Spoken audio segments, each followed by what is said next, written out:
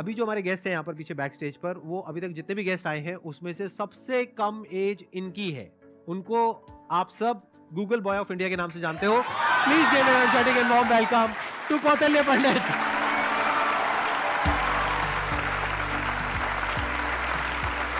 अरे अरे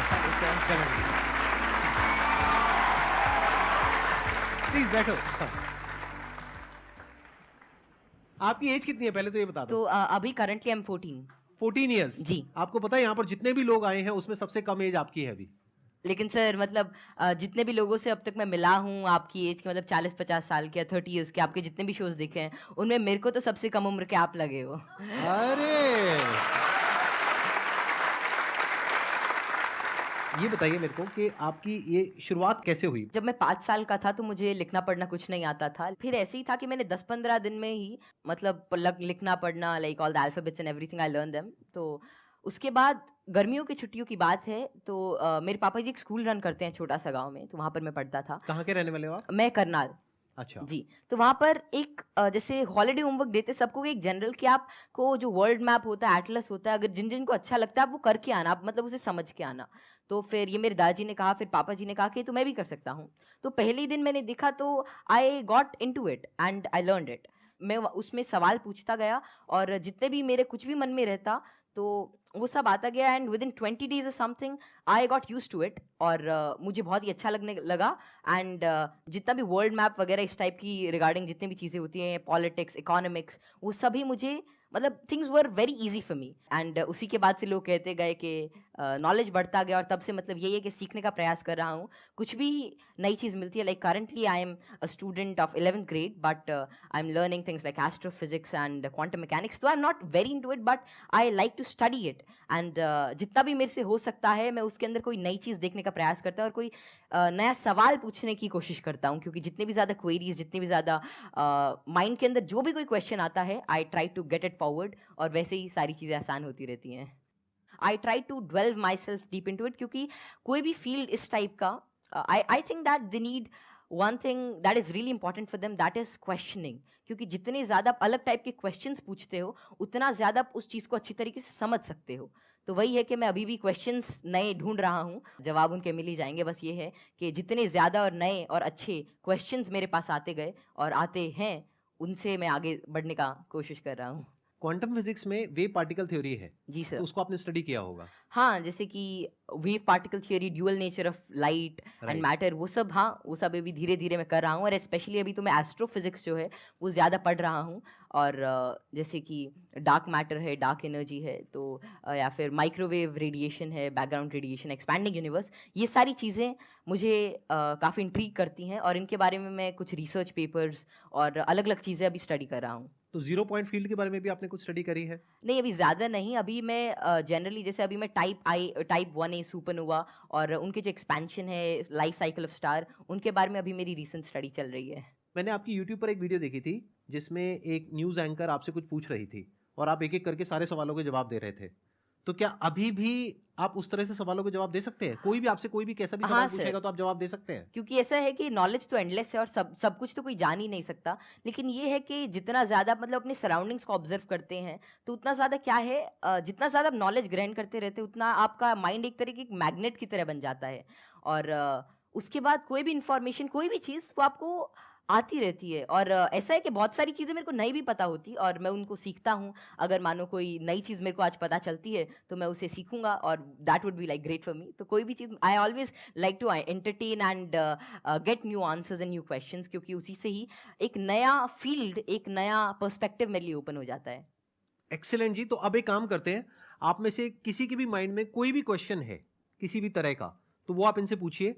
मैं ये जानना चाहता हूँ कि क्या हम यूनिवर्स को जान सकते हैं कि वो कितना बड़ा है, या हम अभी तक जान पाए हैं? जी। और क्या तो क्या पैरामीटर्स हो सकते हैं उसको नापने के लिए? जैसे कि हमने सुना है कि लाइट ईयर्स होते हैं, जी जी पर वो कितना बड़ा है, क्या हम इमेजिन कर सकते हैं, या हम एक्चुअली में उसे प्रैक्टिकली पता कर सकते हैं क्या? तो जो यूनिवर्स की जो एक्सपैंडिंग यूनिवर्स थ्योरी थी वो एडविन हबल ने दी थी, और उनके अकॉर्डिंग जो अभी यूनिवर्स की जो एज है वो नियर अबाउट 13.9 बिलियन ईयर्स है, और उसी रेट से अभी एक्सपैंड कर रहा है। तो यूनिवर्स जो अभी हमारी थियोरी है यूनिवर्स के जो मोस्टली एक्सेप्टेड है, that is of expanding universe. अभी के हिसाब से हबल कांस्टेंट होता है दैट इज 65 मेगापास्क। तो जो डिस्टेंस ऑफ यूनिवर्स है that is h times d। तो वही 13.9 बिलियन टाइम्स लाइट ईयर। तो इतना भी हमारा एक एस्टिमेशन है कि इतना यूनिवर्स हो सकता है। जैसे आपने इतनी सारी नॉलेज गेन कर रखी है, क्या आप भूलते नहीं है चीज़ों को, या भूलते हैं? कब रिवाइज करते हैं? हम पढ़ते हैं तो हमें रिवाइज करना पड़ता है, अगले हफ्ते भूल और जाते हैं। रिवाइज करने के आपके बाद भी साथ भूल ऐसा जाते कुछ हैं, एक्चुअली ऐसे ही होता है है सर। ना? Yes sir. अगर आप किसी चीज़ को अच्छी तरीके से देख लेते हैं, उसे समझ जाते हैं, तो उसकी एक आउटलाइन आपके दिमाग में रहती है और फिर आपको उसे ज़्यादा रिवाइज करने की ज़रूरत नहीं रहती। तो वही है कि किसी भी चीज़ का कॉन्सेप्ट रहता है, तो अगर आपको वो समझ में आ गया तो information is just like, I think that information is not the main part. If you understand the thing properly, फिर आपको वो सारी चीज़ें आसानी से याद रहती है, आपको कोई उसके लिए एक्स्ट्रा एफर्ट्स नहीं करने पड़ते। सर पूछ रहे थे, बोल रहे थे ना कि मैं मैटर के बारे में स्टडी कर रहा हूँ, तो मैं ये जानना चाह रहा था कि जो इलेक्ट्रॉन प्रोटॉन है इनका मतलब सबसे पहले किसने बताया था इनके बारे में? तो इलेक्ट्रॉन की जो डिस्कवरी थी, तो यार 9th क्लास की एनसीईआरटी में मिल जाता है। तो जो इलेक्ट्रॉन की डिस्कवरी थी वो जे थॉमसन ने करी थी, और प्रोटॉन जो मिला था वो रदरफोर्ड के एक्सपेरिमेंट से हमने डिड्यूस किया था। और चैडविक ने, मतलब जेम्स चैडविक ने, जो बेरिलियम की मतलब जो रेडियो एक्टिव सोर्स से डीके को स्टडी किया था, उससे न्यूट्रॉन के बारे में पता चला था। ये तो बहुत बेसिक क्वेश्चन है भैया, कुछ अच्छा पूछो। थोड़े अच्छे क्वेश्चन पूछो, क्या पूछ रहे हो आप लोग यार? टोटलिया, अब मुझे आपसे एक क्वेश्चन है कि आप जितने सेलिब्रिटी से मिलते हो, तो आप इतने जो मिलने से पहले जो बात करने का जो एक होता है नर्वसनेस, इसको कैसे दूर करें? आप जैसे संदीप सर से बात कर रहे हो और बड़े बड़े आप सेलिब्रिटी से मिले हो, तो आप किस तरह से इतना एक्सपीरियंसली आप बात कर लेते हो किसी से? देखिए, जैसे आज मैं यही सोच के आया था कि मैं संदीप सर से मिलूंगा और उनसे बहुत कुछ सीखने को मिलेगा। तो ऐसा तो है नहीं कि संदीप सर आएंगे और मेरे से पूछेंगे चल ये बता, और फटाफट अगर कुछ गलत बताया जाए तो एक थप्पड़ मारेंगे। ऐसा तो होगा नहीं ना। मतलब प्यार से बात करेंगे और अपना आशीर्वाद देंगे, कुछ अच्छा नई चीज़ शेयर करेंगे। तो वही है कि आप मतलब एक फ्री एंड पे रहें, और जहाँ पर भी आप मतलब अपने से आप सच जो है वो एक्सपेक्ट करें कि अगर मैं कहीं से सच बोल रहा हूँ तो थिंग्स वुड गेट ईजी, और make it easy on your brain. और हर जगह से अगर आप कुछ अच्छा सीख करने की कोशिश करते हैं, ट्रुथफुल रहते हैं, तो आप में nervousness is just a state of mind, और ये बस चला जाता है, जस्ट मिराज। तो बस संदीप सर हैं आज, है आज, इनसे बहुत कुछ सीखने को मिलेगा, आप सभी से आज बहुत कुछ सीखने को मिलेगा। तो आप ऐसा कुछ एक अपना परसेप्शन रखिए और फिर सारी चीज़ें आपके लिए आसान हो जाएंगी। मेरा ये क्वेश्चन है कि जैसे चंद्र ग्रहण लगता है, सूर्य ग्रहण लगता है, तो उसका कैसे पता लगता है कि वो कब लगेगा और किस टाइम में लगेगा, या कितना, उसका कैसे पता लगता है? ये तो पता है कि वो क्यों लगता है, बट इसका कैसे पता लगता है कि अब लगेगा, या कैसे, उसका क्या होता है असली? तो खैर ये जो टेक्नोलॉजी थी एस्टिमेट करने की कि कब सोलर एक्लिप्स, लूनर एक्लिप्स या कोई भी सेलेस्टियल मूवमेंट होगी, ये तो आज से मतलब कई हज़ार साल पहले ही डेड्यूस हो चुकी थी। और इसका रीज़न यही है कि ऑब्जर्वेशन से हम एवरेज टाइम निकाल सकते हैं। एक पैरेलैक्स एंगल आपने पढ़ा होगा कि उससे हम मतलब ये एवरेज स्पीड और एवरेज डिस्टेंस निकाल सकते हैं किसी भी चीज़ का, और उससे ही हम डिड्यूस कर सकते हैं कि कितना रेडियस है कि एक साल में इतना डिस्टेंस ट्रैवल करती है। फिर एपोजी पेरेजी, फिर केपलर्स लॉ लगा के सेमी मेजर एक्सिस वगैरह निकाल के, तो उससे हम उसका डिस्टेंस यूज़ कर सकते हैं, और फिर टाइम पीरियड से हम we can actually deduce it. और एक नई चीज़ लूनर एक्लिप्स वगैरह के बारे में ये है कि जैसे जैसे आजकल क्या है, जो due to tidal forces moon हमसे हर साल 3 सेंटीमीटर दूर जा रहा है। तो बहुत हज़ारों सालों बाद ऐसा होगा कि सन तो उतना ही रहेगा लेकिन चांद जो वो छोटा हो जाएगा, तो उसके बाद मतलब एक्लिप्स जो होगी वो जिसे आजकल टोटल होती है उतनी नहीं होगी।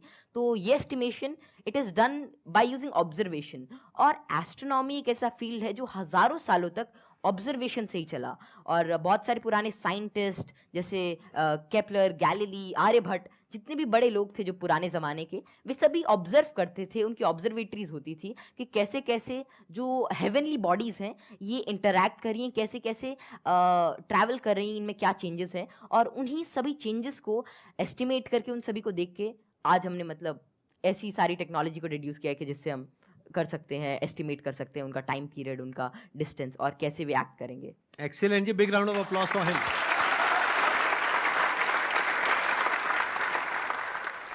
मैं ये पूछना चाहूँगा, जैसे यहाँ पर बैकग्राउंड हमारा होता है तो लोग कहते हैं कि इंटेलिजेंस जेनेटिक होता है, काफ़ी मतलब कि उसको बढ़ाने में बहुत ज़्यादा नहीं हम लोग कर सकते हैं।